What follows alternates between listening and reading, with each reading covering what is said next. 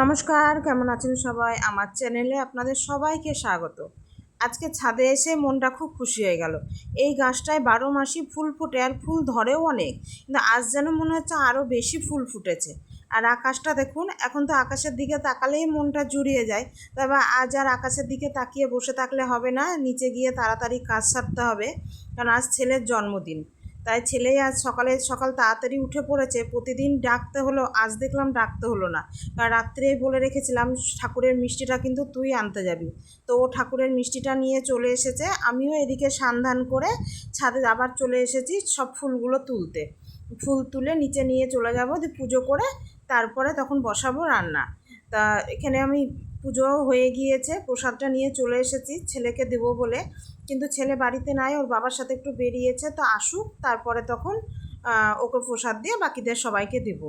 আর ওর বাবা মেয়েকে সকালে দিতে গিয়েই মাছ নিয়ে চলে এসেছে, কারণ ছেলে আজকে বলেছে মাছ খাবে, আর সকালে বলেছিল কাবলি ছোলার ঘুগনি আর মুড়ি খাবে।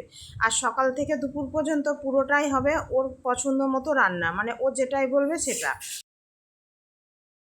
সময়ের সাথে সাথে কত কিছু সব বদলিয়ে যায় দেখুন। এই আর বাড়ি জন্মদিনে এই করবা ওই করবা, মামাদের বলবা, জেঠিদের বলবা, বন্ধুদের বলবা, সব ছিল।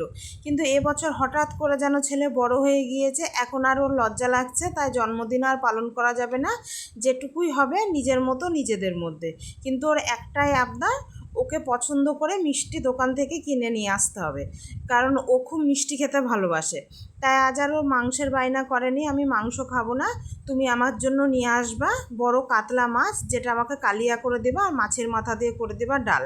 তা সেই মতোই রান্না হচ্ছে। আর ওর বাবা তাও চিংড়ি মাছ নিয়ে এসেছে মালাইকারি করার জন্য।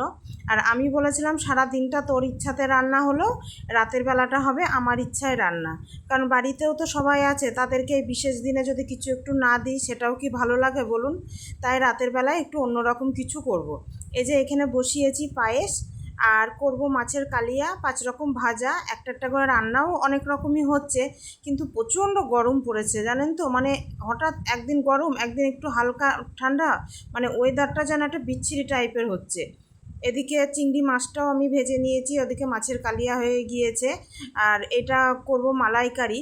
তবে সকালবেলায় তো মালাইকারির ওই রান্নার জন্য আপনার নারকেলের দুধটা বার করে রেখে করাটা একটু অসম্ভব, তাই নারকেলের দুধটা আমি রাত্রেই বার করে রেখেছিলাম।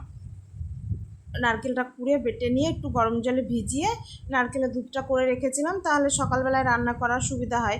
রান্না অল্প অল্প হলে কি হবে, একটা একটা করে অনেকগুলোই রান্না হয়। তো এই বিশেষ দিনে একটু ভালো মন্দ করে রান্না করতে বেশ ভালোই লাগে। থালা সাজিয়ে দিলে খাক যতটুকুই, দেখতেও তো ভালো লাগে, তাই না? তাই সেই মতো এখানে চিংড়ি মাছের মালাইকারিটাও করে নিয়েছি। আর এই চিংড়ি মাছের মালাইকারিটা না আমি অনেক দিন পর করলাম, কারণ এখন সচরাচর চিংড়ি মাছটা মানে খুব কম হয়। ওর দাদুর এক সময় চিংড়ি মাছ খুব পছন্দের ছিল, কিন্তু এখন আবার দেখি চিংড়ি মাছটাই উনি খেতে চান না। যে খাবারগুলো ওর দাদুরও এক সময় খুব ভালো ছিল, এখন সেই খাবারগুলোই ওনার পছন্দ হয় না। তাই যেখানে আমার সব রকম রান্না হয়ে গিয়েছে, 5 রকম ভাজা, শাক, পনির, কাতলা মাছের কালিয়া, চিংড়ি মাছের মালাইকারি, মাছের মাথা দিয়ে ডাল। আর এখানে দুপুরও হয়ে গিয়েছে, খেতে দেওয়ারও সময় হয়ে গিয়েছে, তাই এখানে সব খেতে বসে পড়েছে। আর ওর বাবাও এখানে বসেছে, তাই এখন ওর থালা থেকে দিদি মিষ্টি টেস্ট করছে আর দেখছে, কারণ মেয়ে তো আবার সব রকম মিষ্টি খায় না, তাই দেখছে কোন মিষ্টিটা ভালো লাগছে, তাহলে ও সেই মিষ্টিটা খাবে।